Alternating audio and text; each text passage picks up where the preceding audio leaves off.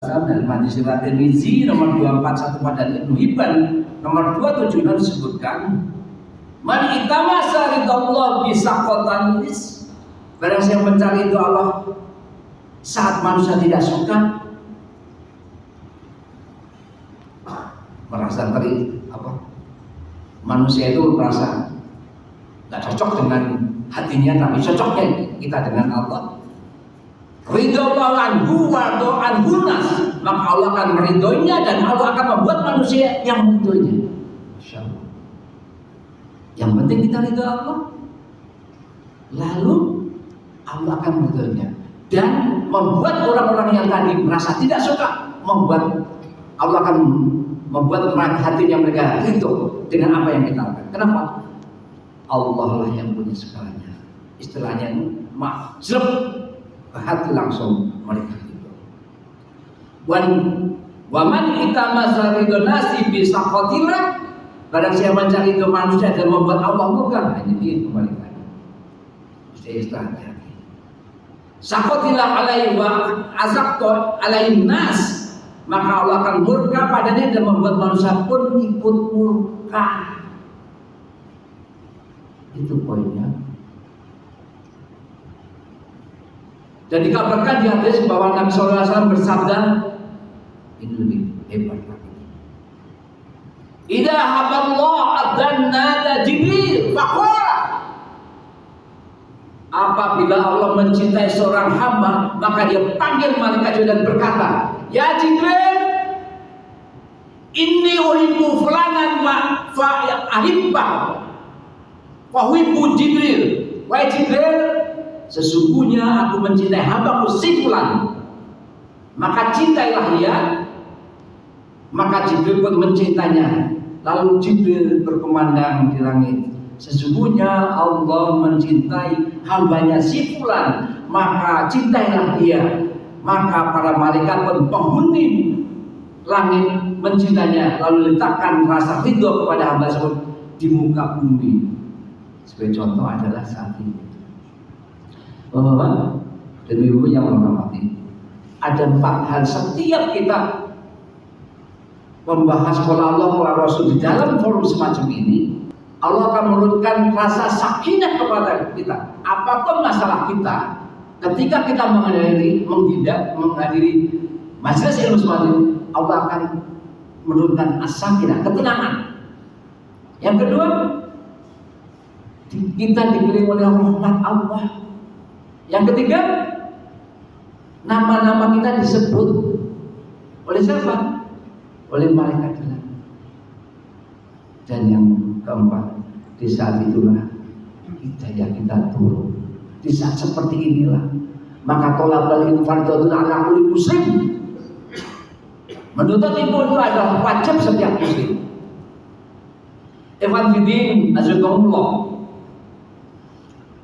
Allah menjanjikan bahwa dengan kita bersyukur maka nikmat kita malah akan ditambah. Jadi selain sebuah kewajiban, bersyukur juga memiliki fadilah dan keutamaan yang besar bagi kita.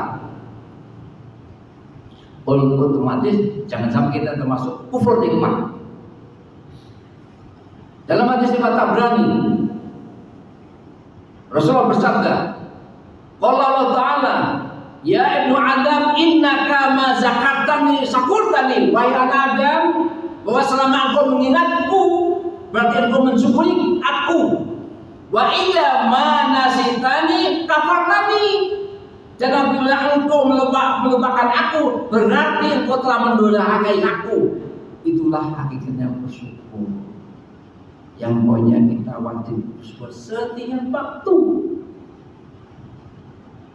Setiap waktu. Nggak punya duit bersyukur, punya duit bersyukur, sehat bersyukur, sakit bersyukur, apapun juga selama kita masih hidup harus bersyukur. Loh, orang sakit kok bersyukur? Lah iyalah, justru karena sakit itu Bapak dan Ibu yang hormati, Rasulullah menegaskan, ajabani umil mu'min, sungguh mengajukan urusan orang mukmin saja Bapak. Islam, Muslim itu ada yang munafik, ada yang fasik, ada yang real mukmin, benar-benar mukmin, ada yang mutakin, ada yang musik. Ini hanya untuk orang mukmin, jadi bukan untuk muslim yang fasik atau yang lain. Kenapa? Ketika kita mendapatkan kesulitan, lalu kita bersabar dan ridho dengan apa yang Allah berikan pada kita, itu pahala bagi kita, kebaikan bagi kita. Lalu ketika kita mendapatkan kemudahan, kenikmatan, kemudian kita bersyukur, maka itu kebaikan. Jadi nggak ada di dunia ini kita sulit tuh di mata Allah tentunya. Secara zahir iya, lagi sakit iya tetap. Kemarin satu hari saya hari Isnin tembak, alhamdulillah tembak. Dan yang penting apa? Sabar dan itu. Jamaah pecinta ilmu syar'i rahimakumullah. Di 2 kali pertemuan sebelumnya telah diketerangkan siksa neraka pengingat bagi umat muslim. Ada 2 sesi yang saya ketengahkan. Dan pada kali ini pertama adalah untuk mereview bahwa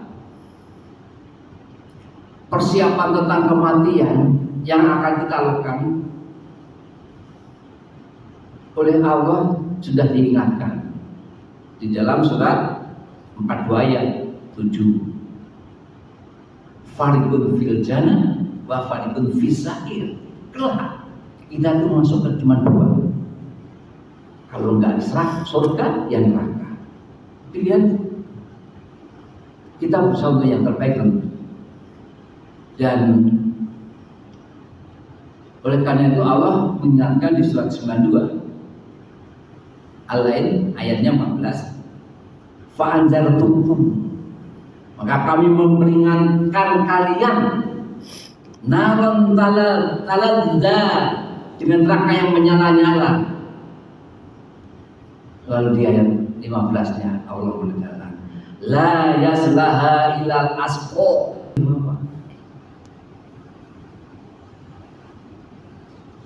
Oleh karena itu kita dapati dalam Al-Quran banyak Allah menjelaskan yang tentang penjaga neraka jahanam seperti apa, tentang bagaimana azab neraka jahanam seperti apa, tentang minuman neraka jahanam, tentang makanan neraka jahanam, tentang penghuni neraka jahanam.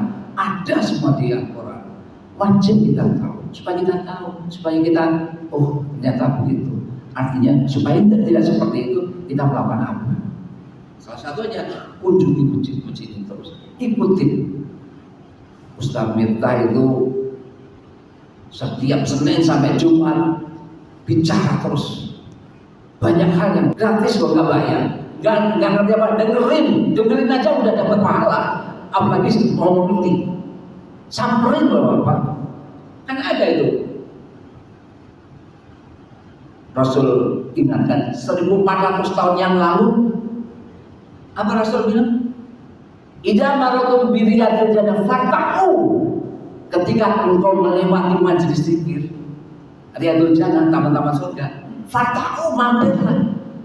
Rasul nempel-nempel enggak apa-apa, enggak ada masalah. Jamaah ilmu syar'i rahimakumullah. Nah, judul kali ini berkaitan dengan neraka. Karena sesi pertama, sesi kedua tentang neraka, dan sekarang ini nama ada 2 neraka, nama neraka.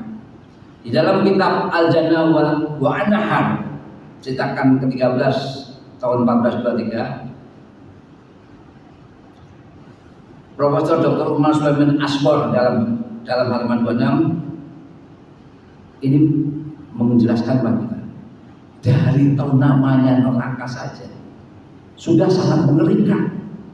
Namanya saja Bapak, Ibu-ibu, sudah mengerikan. Yang pertama apa? Salah satu nama neraka jahanam adalah penegasnya di surat 82 Al-Infitor ayat 14. Wa innal fujjara lafi jahim. Dan sesungguhnya orang-orang yang durhaka benar-benar dalam neraka jahim. Disebut jahim karena ta'ajjaja naruha, yaitu artinya sangat panas.